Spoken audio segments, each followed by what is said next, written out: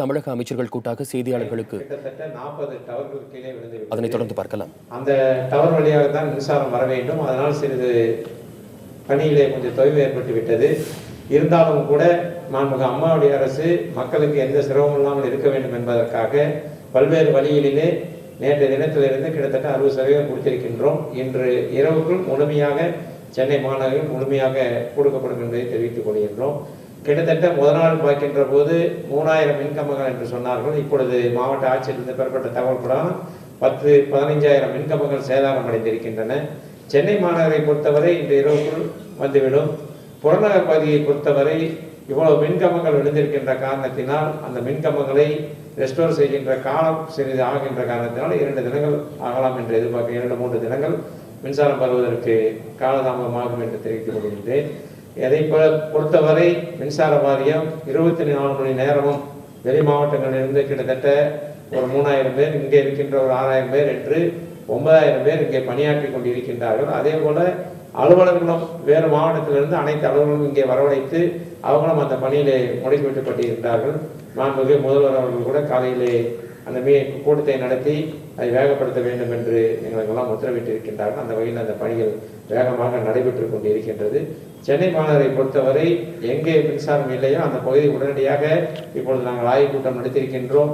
அந்த டிரான்ஸ்ஃபார்மராக இருந்தாலும் சரி, ஃபீடராக இருந்தாலும் சரி, எந்த பகுதியிலே உடனடியாக பழுதடைந்து இருக்கின்றதோ அதை அமைச்சர் பெருமக்களும் அதிகாரிகளும் உடனடியாக ஆய்வு செய்து அதை நடவடிக்கை எடுக்க வேண்டும் என்று நாங்கள் கேட்டுக்கொண்டிருக்கின்றோம். ஆக சென்னை மாநகரை பொறுத்தவரை இந்த இரவுக்குள் அனைவருக்கும் மின்சாரம் கொடுக்கப்படும் என்பதை தெரிவித்துள்ளோம்.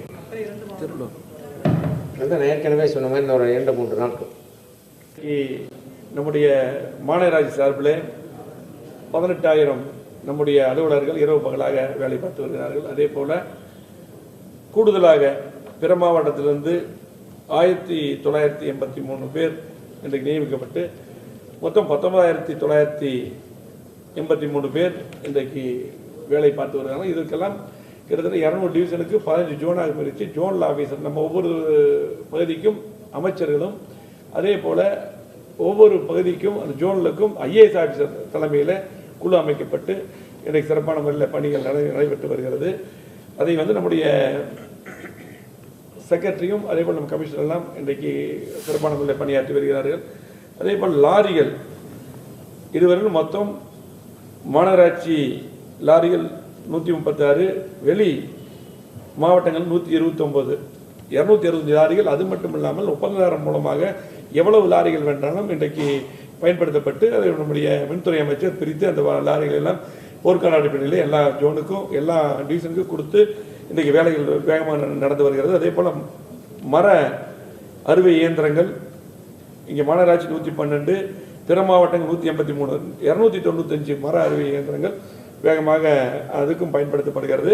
JCB இயந்திரங்கள் 144, இன்னும் கூடுதலாக எவ்வளோ JCB இயந்திரங்களும் லாரிகளும் பயன்படுத்த எவ்வளோ லாரிகள் வேணாலும் இப்போ பயன்படுத்த இன்றைக்கு தயார் நிலையில் இருக்கிறது. எவ்வளோ ரெக்யூர்மெண்ட் தேவையோ அதன் அடிப்படையில் பயன்படுத்தப்படும் என்பதை தெரிவித்துக் கொண்டு இன்றைக்கு கடுமையான பாதிப்பு இருந்தாலும் கூட மாண்புமிகு அம்மாவுடைய அரசு இன்றைக்கு அனைத்து அமைச்சர்களும் அனைத்து IAS அதிகாரிகளும் அனைத்து அதிகாரிகளும் வேகமான முறையில் பணியாற்றி வருகிறார்கள். அதே போல் திருவள்ளூர் மாவட்டத்திலும் அதன் அடிப்படையில் வேகமான முறையில் பணிகள் நடைபெற்று வருகிறது. அங்கேயும் பார்த்தீங்கன்னா எங்களுடைய உள்ளாட்சி அமைப்புகள் அங்கேயும் எல்லா அமைச்சர்களும் பிரித்து அங்கேயும் கிட்டத்தட்ட 6 IAS அதிகாரிகளை இன்றைக்கு அம்மாவுடைய அரசு நியமித்துள்ளது. அவர்களும் அங்கே வேகமான போர்க்கால அடிப்படையிலே நிவாரணப் பணிகள் மேற்கொள்ளப்பட்டு வருகிறது. அதே போல் பார்த்தீங்கன்னா அங்கே இருக்கக்கூடிய பழவேற்காடு போன்ற பகுதிகளெல்லாம் அதே போல் கும்மிடிப்பூண்டி போன்ற பகுதியில் அங்கே ஃபிஷர்மேன்ஸ் இருக்காங்க. அங்கேயும் பல குப்பங்கள் இருக்கிறது. அங்கேயும் கூட எங்கெங்கே மீன்வளத்துறை அமைச்சர் நேற்று வந்தாங்க, முதலமைச்சர் அங்கே நேற்று வந்து பார்த்தாங்க.